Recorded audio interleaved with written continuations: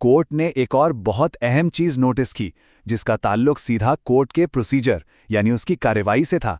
आइए देखते हैं वो क्या था। हुआ ये कि सुप्रीम कोर्ट ने देखा कि केस की सुनवाई के दौरान एक प्रक्रियात्मक गलती हुई थी। गवाह यानी अभियोक्त्री ने अपना बयान अपनी स्थानीय भाषा में दिया था, लेकिन ट्रायल कोर्ट ने क्या किया, उन्होंने उस बयान को सीधा अंग्रेजी में ट्रांसलेट करके रिकॉर्ड कर लिया।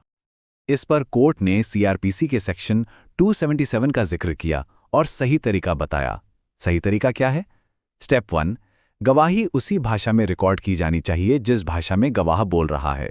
स्टेप 2, अगर वो भाषा कोर्ट की भाषा से अलग है तो उसका एक सच्चा अनुवाद भी तैयार किया जाना चाहिए। और स्टेप 3, जो सबसे अहम है, सिर्फ अनुवादित अंग्रेजी संस्करण को रिकॉर्ड कर लेना गैरकानूनी है। आपको मूल बयान भी रिकॉर्ड करना ही होगा।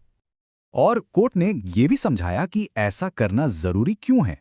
फैसला में कहा गया कि जब गवाह की गवाही उसी की भाषा में रिकॉर्ड की जाती है, तभी उसके पाठ और भाव यानी उसके शब्दों और उसके पीछे के इमोशन को और यहां तक के गवाह के हाव भाव को भी ठीक से समझा जा सकता है, क्योंकि अनुवाद में अक्सर ये जो बारीकियां हैं वो खो जाती हैं। तो चलिए अब इस पूरे फैसले के जो मुख्य बिंदु हैं यानी जो मुख्य सीख है उसे समझते हैं। तो देखिए, इस एक फैसले से दो बड़ी चीजें साफ हो जाती हैं। पहली बात, सहमति के मुद्दे पर यह फैसला एक दुर्भावनापूर्ण झूठे वादे और एक सामान्य वादे के उल्लंघन के बीच एक साफ साफ लाइन खींचता है। इससे ऐसे मामलों में बलात्कार साबित करने का जो स्तर है वो ऊंचा हो जाता है। और दूसरी बात, प्रक्रिया पर।